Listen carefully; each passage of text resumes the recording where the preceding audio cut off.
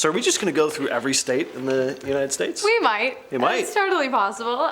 Today, it's West Virginia. West Virginia. I don't know if we can do that. Oh, That's copyright. If we cut it off right there, we'll be fine, I think. Let's Creepy do it. stuff. Yeah. Creepy stuff going on in West Virginia, so get ready. Yeah. Could be in the mountains, mama. Sheperdstown, West Virginia, is arguably one of the most haunted places in America, according to those who have visited the town and experienced its dark, paranormal atmosphere. The town was actually formed long before America became a country. Well, 46 years at least, and it was originally named Mecklenburg, but that changed when Thomas Shepard obtained the land in 1734. It's considered a historic Civil War area, as just 3 miles up from the town, the Antietam Battle, the most gruesome battle of the Civil War, was fought. A hotel in the town is also home to some pretty dark deaths. In one instance, a man took his own life after losing a card game. In another, a young man was killed for winning. Both men are said to roam around the hotel, and many claim to hear the younger of the two crying out for his mother, as he did during his last living moments. But perhaps the most famous sighting in the town is that of a dark, shadowy figure that lurks in the clock tower after dark. Oh, and the bakery is also haunted, with almost anyone who enters it claiming to have felt the sensation of hands pushing up against them and hearing whispered conversations in the waiting area despite being completely alone. Next on the list we have Dingess in Mingo County. Love that name, Dingess. This is a very small and remote community. There are under 2,000 residents, and one of the things that makes this place really interesting is that one of the only ways to access the town is through a mile-long, very narrow, one-lane tunnel, which can be aggravating at the best of times, I imagine, and very dangerous at the worst. But Dingess also has a pretty dark history. It was a railroad and mining town at one time, and it was one of the most lawless places in the state. Lawmen struggled to keep order, and shootouts between police and outlaws was pretty common.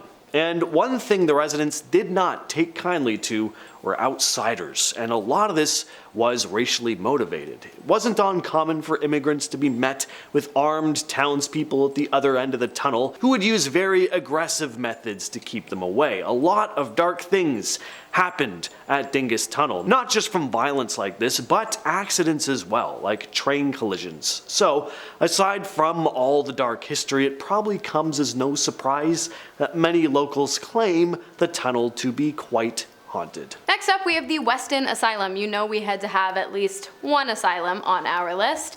It's classic. Back in the mid-1800s, the town of Weston was home to the controversially named Trans-Allegheny Lunatic Asylum. It was used to house and treat the mentally ill of the time. However, that pretty much meant anyone whose opinion opposed those in positions of authority, or women who sometimes cried. But I digress. While the exact number of deaths that occurred on the grounds remains unknown, local historian and state hospital expert Titus Swan has estimated the number to be in or above a 5-figure range, meaning that at least 10,000 people died in the hospital. So, like, no wonder this place is super haunted. I mean, I think we know what kind of torment went on in those places back in the day. Not only that, but this particular asylum was often overcrowded, meaning that even without what would today be considered gross misconduct, the living conditions were already pretty bleak.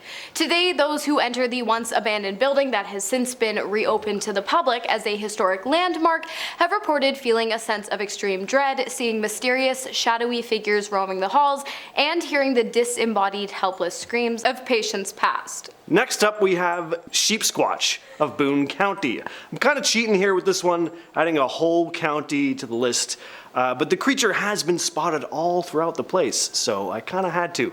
The Sheepsquatch, also sometimes referred to as the White Thing, is described as a large, woolly, furred monster with goat horns and razor-sharp teeth. Sightings of the creature started being reported in Boone throughout the 90s, beginning in '94, when 2 youngsters spotted the strange creature while playing in their yard. Now, what I find interesting about these reports is that the creature is always described as having white fur. Now, why do I find this interesting? Well, with Bigfoot sightings, there's usually a chance people could be misidentifying a bear, whereas here, like, what animal is there the size of a bear with white fur? Polar bears, but they're not really roaming around West Virginia. The creature was spotted again in 1995 by a couple driving down a road in Boone County. They spotted a large white furred animal sitting in a ditch. They didn't know what it was, so they stopped to look. Then it raced towards them. They sped out of there, but found large scratch marks on their car once they made it back home. If you're gonna do an asylum, you might as well do a prison, specifically the West Virginia Penitentiary located in the small town of Moundsville. The prison opened its doors in 1863 after West Virginia split from just Virginia, becoming its own state. During its 119-year operation, some pretty dark stuff went on inside of its walls, which earned the prison a spot on the United States Department of Justice's top 10 most violent correctional facilities list. The recreational area of the prison, located in the basement, often saw various forms of illegal activity, including assault, violation assault, substance abuse, and even killings. At any given time during the penitentiary's operation, between 600 and 700 inmates were held on the grounds, but even still the prison was highly overcrowded, with inmates often having to sleep on the floor. And over the years, the property saw almost 1,000 deaths. Many people believe that those who died within the prison never actually left. In fact, many visitors to the grounds have seen and even photographed the shadowy figure of a man that roams the halls. And the staff working on the premises of what is now a historical site have reported being accosted while on the job. Oh, and remember the basement? Many people have claimed to have heard screams coming from its depths, but most are far too scared to go down and check it out. In the town of Princeton sits the Lake Shawnee Amusement Park. Unless you live in Princeton, West Virginia, or are a paranormal enthusiast, though, you've probably never heard of the place. It's not much of a tourist destination anymore because it's been abandoned since 1988. It's said that the park was built on cursed land, and that's not just because people have seen specters lingering around the park. It's because there were tragic deaths at the park, and the place was built on land with some pretty dark history. There was a massacre on this land back in 1785. The landowner, Mitchell Clay, had lost two of his sons to a Native American raiding party and sought revenge. He gathered up a bunch of locals and attacked them right back. Then, in 1926, a man named Conley Trigg Snidow Sr. decided the land would be a perfect spot for a theme park. Over the years, there were 2 drownings in the pool. The park was also closed for a time after a failed health inspection. Then a former employee of the park bought the land in 1988, but was forced to close it down again just a year later because of increased insurance rates. So not the best luck for this place. And now the old structures like the Ferris wheel and swing ride stand eerily unused, coated in rust and haunted by ghosts. So they say. This next one is pretty sad, but also pretty remarkable. In 1897 in Greenbrier County, and I can do a county because James did a county, so if we go down, we go down together. Anyways, in 1897 in Greenbrier County, Zona Shue was found dead. A funeral was held and Zona was laid to rest, but she couldn't rest, and so Zona's spirit visited her mother and explained to her that she had not died in the way everyone assumed she had, but instead she had been killed by her husband, who had been routinely aggressive throughout their entire marriage. Upon learning this information, Zona's mother demanded that her daughter's body be dug up and re-examined. And sure enough, upon closer inspection, it became clear to the prosecutor that Zona's neck had been broken. Her husband was arrested for the crime, and the city even installed a plaque recognizing Zona's ghost's involvement in the conviction of her killer. The town of Harpers Ferry is said to be teeming with paranormal activity. In fact, it's said to be the most haunted town in the state. Harpers Ferry played a big role in the Civil War, and a lot of both Union and Confederate soldiers died here. In September of 1862, an estimated 13,000 soldiers died at the Battle of Harpers Ferry. There were also a number of raids, one of which was led by John Brown, who's said to haunt the town to this day. Some also say that on some nights you can hear the ghostly sounds of drummers marching their way down High Street. And there's also the tale of Screaming Jenny. So Jenny had no family, no home. She lived in an abandoned storage shed by the Harpers Ferry Railroad. One fall night, Jenny sat huddled by a fire and then a spark leapt up from the fire, landing on her clothes, which began to catch fire. She was too cold and weak to notice before it was too late. She started screaming and rushed down the train tracks for help. Now here's the thing, when you're on fire, your vision is kind of blocked by light already, so she did not see the two glowing lights of a train rushing right towards her, and she was flattened by the train. Ever since this incident, on particularly cold autumn nights, some say they can hear the sounds of screams coming from the train tracks. Conductors have even seen a glowing figure flailing in the night, only to vanish into thin air once the train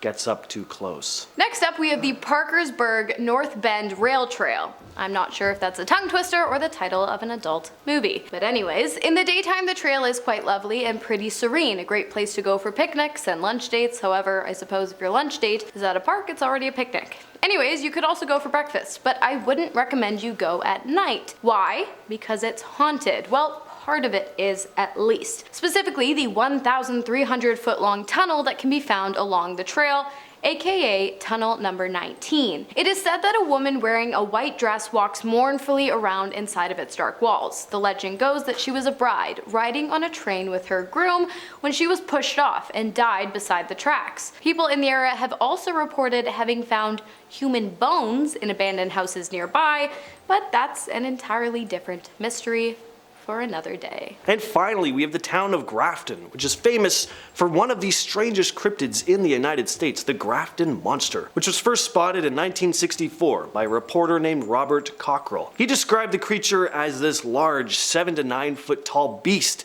with white skin and no visible head. He was driving home from work late at night when he spotted the creature in the middle of the road. They raced home, then gathered 2 of his friends to come back to the site to investigate. The creature was gone, but they claimed to have come across large footprints, and they also heard a strange, low, bellowing whistle sound in the distance. The next day, dozens of calls started coming into the local newspaper, with people reporting to have spotted a similar looking creature, and that's when Cockrell decided to write his article. Reports that the cryptid started dying out by the end of that summer in 1964, but there's still sporadic sightings here and there. All right, there you have it, West Virginia. Any stuff we missed? Yeah, let us know down in the let us comments.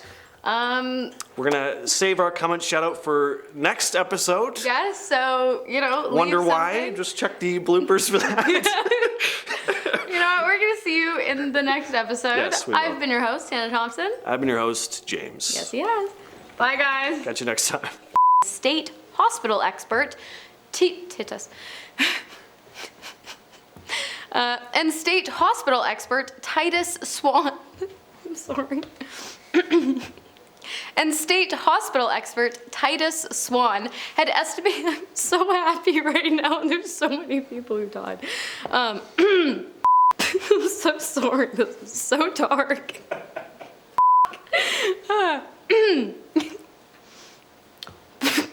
This isn't funny. Horrible experience. I don't know what's wrong with me. It's late. Horrible experimentation and unethical of patients past. Oh my god, okay. Of patients. Oh my god. This is literally never happened to James in the corner. It's one line.